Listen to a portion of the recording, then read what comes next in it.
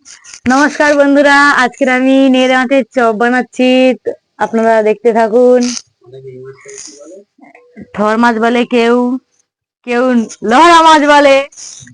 তো দেখতে থাকুন কিভাবে বানাচ্ছি। প্রথমে 200 বেসন নিয়েছি, এর থেকে আমি 100 বেসন নিয়ে নেব।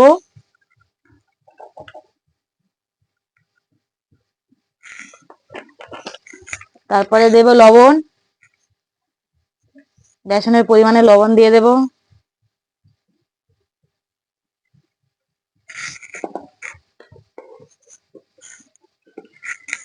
তারপরে দেবো 1 চামচ হলুদ গুঁড়ো, হাফ চামচ। তারপরে দেবো লঙ্কা গুঁড়ো হাফ চামচ। তারপরে এটা ভালো করে মিশ্রণ করে নেব।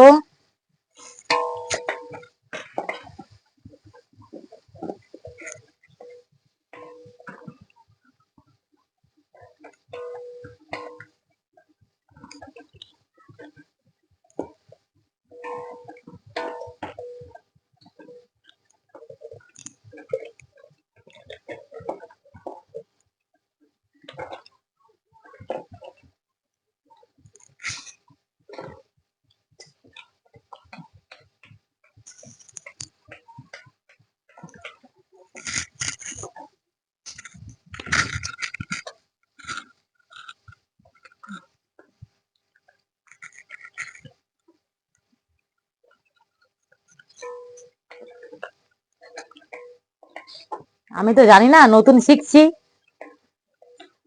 প্রথমেই আজকে শিখছি।